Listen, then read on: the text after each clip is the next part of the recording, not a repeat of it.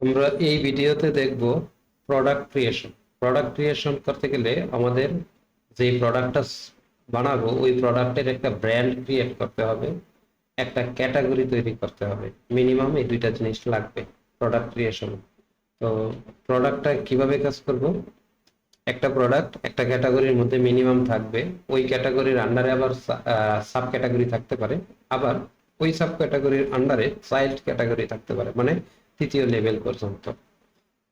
একটা প্রোডাক্ট একটা ব্র্যান্ডের আন্ডারে থাকতে হবে মিনিমাম। সো আমাদের যেহেতু ব্র্যান্ডের আন্ডারে একটা প্রোডাক্ট রাখতে হয়, তাহলে আমাদের ব্র্যান্ড ক্রিয়েট করতে হবে, সাব মানে ক্যাটাগরি ক্রিয়েট করতে হবে। তো প্রথমে আমরা আমাদের প্যানেলে যাই।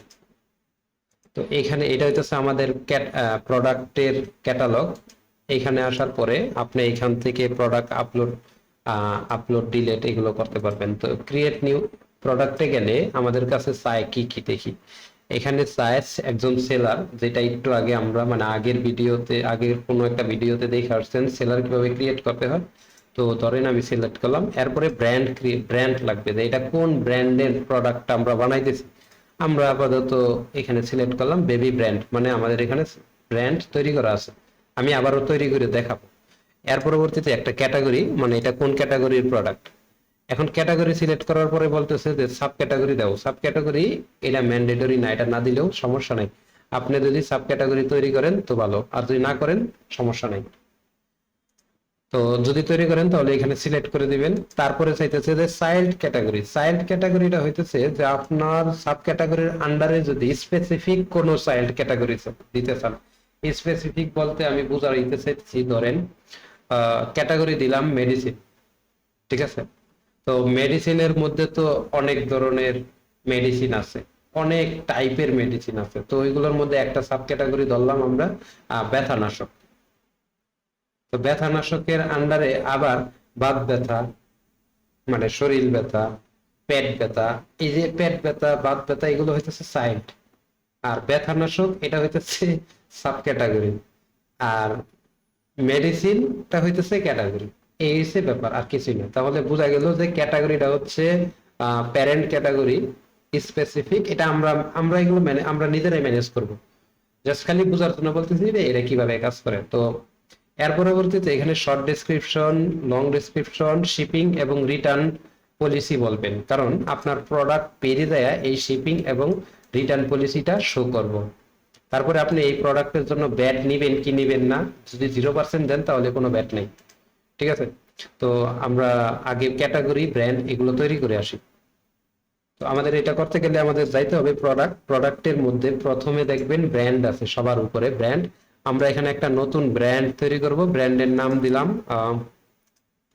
যে কোনো একটাই হতে পারে। ধরেন আমরা বেবি ব্র্যান্ড দিতে পারি, বেবি ব্র্যান্ড। বেবি ব্র্যান্ডের ইমেজটা দিতে পারেন, মানে তার লোগোটা দিতে পারেন। এই যে লোগোটা দিলাম। এখন এখানে বেবি ব্র্যান্ডের একটা স্লাগ বলতে যে আমরা যে ই কমার্স, আমাদের এটা কিন্তু একটা ফুল feature e commerce platform. Automation, শুধু অটোমেশন না, ফুল ফিচার ই কমার্স প্ল্যাটফর্ম।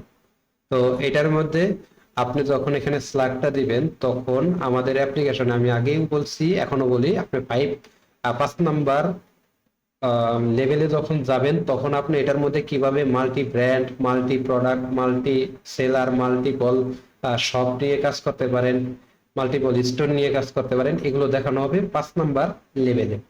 তো এর জন্য আমাদের এখন থেকে কিছুটা জানা রাখতে হবে। এখানে একটা স্ল্যাগ দিতে হবে। স্ল্যাগটা হচ্ছে, ধরেন আমাদের এই অ্যাপ্লিকেশনটার মধ্যে যাওয়ার পরে এখানে স্ল্যাগটা কাজ করবে। এখানে ব্রান্ড লিখলাম, তারপরে এই যে স্ল্যাগটা আমরা এখানে দিব, ঠিক আছে? এখানে যে স্ল্যাগটা দেওয়া হবে, এই স্ল্যাগটা মূলত এই যে এইখানে আসবে। তাহলে কি হলো, এই ব্র্যান্ডের আন্ডারে যত সেলার আছে, যত স্টোর আছে, সবগুলো মিলায়া, যত সাপ্লায়ার আছে সবকটা মিলায়া যতগুলো প্রোডাক্ট আছে, এই ইউআরএল এখন কাজ করবে না। কারণ আগেই বলছি যে 5 নম্বর লেভেলে গেলে এগুলো আপনার জন্য অ্যাক্টিভ করে দেওয়া হবে। বুঝাইতে পারছি? তো এইগুলো এখন কাজ করবে না, নট ফাউন্ড। এখন কাজ না করার পিছনে ওই যে আগে আপনার লেভেল ক্রিয়েট করতে হবে। আমাদের কাস্টমার প্যানেলে দিয়ে আপনার লেভেলটা কমপ্লিট করেন, 5 নম্বর লেভেলে যান, এগুলো অ্যাক্টিভ হয়ে যাবে আপনার জন্য। তো এই প্রোডাক্টের এই ব্র্যান্ডের আন্ডারে যত প্রোডাক্ট থাকবে সব এখানে আসবে। সাজানো গোছানো ভাবে ফুল ফিচার ই কমার্স যখন আপনার অ্যাক্টিভ হবে এই অ্যাপ্লিকেশনে, তখন আপনি এগুলো পাবেন। আর ফুল ফিচারে ই কমার্সটা পাবেনই হইতেছে 5 নম্বর লেভেলে দেয়া। এখন এটাকে আমরা অ্যাক্টিভ অবস্থায় অ্যাড নিউ করব। একটা ব্র্যান্ড আমাদের মিনিমাম লাগবে আমাদের অ্যাপ্লিকেশনটাকে রান করার জন্য। তো এখন ব্র্যান্ড হয়ে গেল, এখন দরকার কি? এখন দরকার হচ্ছে ক্যাটাগরি। ক্যাটাগরি আমরা একটা ক্যাটাগরি বানাবো, যে এখানে ক্যাটাগরির নামটা দিলাম যে বেবি ক্যাটাগরি, বেবি, আপাতত বেবি দিলাম। এখন আমি আবার একই লোগো দিলাম, মানে এখানে আমার যদিও আরো লোগো নিয়ে বসা উচিত ছিল, কিন্তু আমি একই লোগো দিতেছি বারবার। তো এখানেও আমি বেবিটাই দিলাম, কারণ অলরেডি আগে থেকে ক্যাটাগরি আছে, ইরর মারবো। আমি বেবি 2 দিলাম। এটাও কিন্তু এই যে যখন আপনার জন্য ফুল ফিচার ক্যাটাগরি ই কমার্সটা অ্যাক্টিভ করা হবে, তখন আপনি এইখানে এইভাবে ক্যাটাগরির আন্ডারে যত প্রোডাক্ট আছে আর যত সেলারি থাক সবগুলোর ই এখানে পাবেন, মানে এইটার মধ্যে পাবেন, ঠিক আছে? তো এখানে অ্যাক্টিভ করে দিলাম, অ্যাক্টিভ অবস্থায় অ্যাড নিউ করলাম। এখন আমার দুইটা প্রোডাক্ট ক্যাটাগরি অ্যাড হইলো।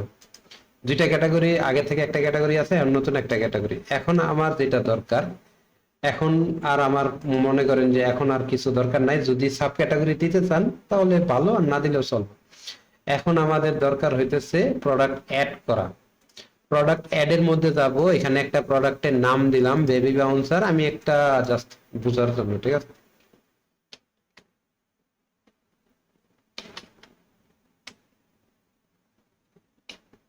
গুড ফুড নাম দিয়ে আমি দিলাম। এখানে স্ল্যাগটা অটোমেটিক তৈরি হইলো। এই স্ল্যাগটা কিভাবে কাজ করবে, এইখানে কাজটা হবে এইভাবে, প্রোডাক্ট এটা দিলে এখানে আসবে, যদিও এখন এটা আসতেছে না, এটা আসবে না কারণ হইতেছে আপনার তো প্রোডাক্টটা ক্রিয়েট করাই নাই, ঠিক আছে? তো এই ধরেন এই প্রোডাক্টটা এটার মধ্যে অ্যাক্টিভ আছে, এই যে দেখেন প্রোডাক্ট ডিটেল 7, ঠিক আছে? এইখানে মূলত স্ল্যাগটা দিলেও কাজ করব। এখন এখানে একটা ইমেজ দিতে হবে, কমপক্ষে একটা ইমেজ দিতে হয়। আমি মাল্টিপল ইমেজ দেওয়ার চেষ্টা করব না, এখন সিঙ্গেল ইমেজেই কাজ করব, ঠিক আছে? কোন সেলারের আন্ডারে হবে? এই সেলারের আন্ডারে হবে। তারপরে ব্র্যান্ড কোনটা হবে? এই ব্র্যান্ডের আন্ডারে। এটা কোন ক্যাটাগরি? এই ক্যাটাগরি। এর পরবর্তীতে শর্ট ডেসক্রিপশন, লং ডেসক্রিপশন। এখন আমি অনলাইনের মাধ্যমে ডেসক্রিপশন জেনারেট করব একটা প্রোডাক্টের।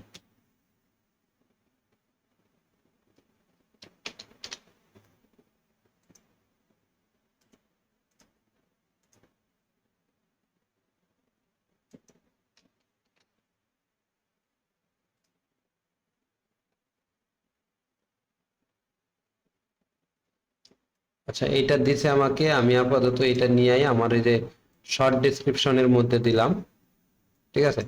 শর্ট ডেসক্রিপশনটা বড় হইলে আবার সমস্যা। এখন এইখানে আমি আবার দুইবার দিই, একই জিনিস আমি দুইবার দিতেছি, মানে শুধুমাত্র একটু বড় করার জন্য, আর কিছুই না। এখানে শিপিং এবং রিটার্ন পলিসিটা আপনি লিখে দিবেন যে শিপিং কিভাবে হবে এই প্রোডাক্টটা, আর রিটার্ন যদি অপশন রাখেন যে হ্যাঁ রিটার্ন দিব, তাহলে এটা কিভাবে রিটার্নের কাজটা করব এখানে আপনি সুন্দরভাবে দিবেন। আমি আপাতত এই ডেসক্রিপশনটাই দিলাম। এখন এই প্রোডাক্টের প্রাইসটা বলতে হবে, কত টাকা আপনি তাদের কাছ থেকে নেবেন। যদি ডিসকাউন্ট দিতে চান তাহলে ডিসকাউন্টও দিতে পারবেন। আমি এই প্রোডাক্টের জন্য ধরেন আমি ধরে দিলাম যে 18 টাকা মূল্য, অথবা 1800 টাকা ধরতে পারি, যেহেতু শেখার জন্য বলতেছি। এখানে এসকিউটা যে কোনো একটা কিছু আপনি যে কোনো একটা এসকিউ দিবেন, ঠিক আছে? এখানে ব্যাট, এই প্রোডাক্টটা বিক্রি করতে কি কোনো ব্যাট প্রয়োজন আছে কিনা, তাহলে ব্যাট প্রয়োজন হলে আপনি ব্যাট দিবেন, যে কত পার্সেন্ট ব্যাট নেবেন, 5%, 10%, 15, 20, ঠিক আছে? 20%-এর উপরে ব্যাট হয় না। ডেলিভারি চার্জ কত টাকা নেবেন, এখানে ধরেন সারা বাংলাদেশে এভারেজ 120 টাকা থেকে শুরু হয় ডেলিভারি চার্জ। যদি আপনার হাফ কেজির নিচে মাল হয় তাহলে ঢাকার মধ্যে 60 টাকা খরচ হবে। যদি হাফ কেজির উপরে হয় তাহলে 80 টাকা খরচ হবে ঢাকার মধ্যে।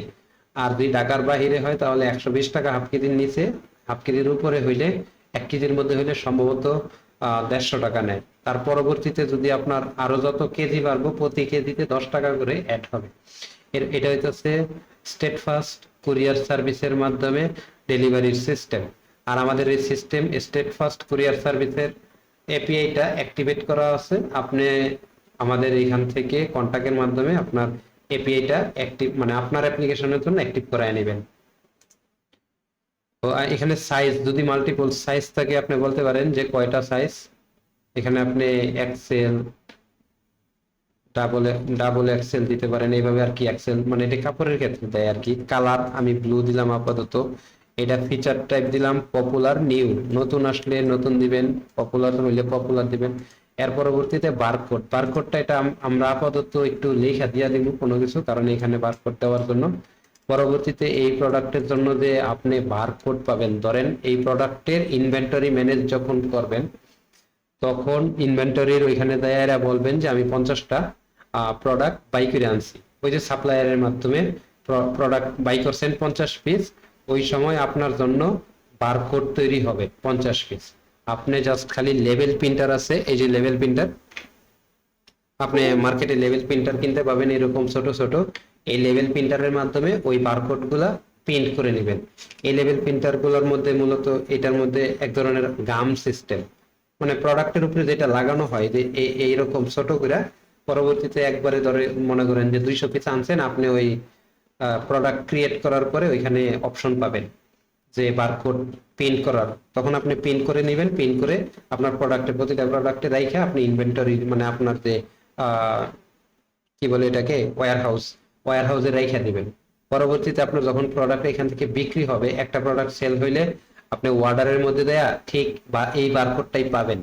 ঠিক আছে, এই বারকোডটা পাবেন, অথবা আপনি যখন অর্ডার হবে তখন বারকোড স্ক্যানার মাধ্যমে আপনার ইনভেন্টরি থেকে একটা প্রোডাক্ট নেবেন, স্ক্যান করবেন। স্ক্যান করলে আপনার প্রোডাক্টটা, কোন প্রোডাক্টটা আপনার সেল হয়ে গেছে এরকম একটা সুন্দর একটা পাবেন, মানে সুন্দর একটা ফুল ফিচার পাবেন আর কি। ঠিক আছে, এটা আমি আপাতত পুরোপুরি করতেছি না, কারণ ওই লেভেল পর্যন্ত এখনো আমি মনে করি।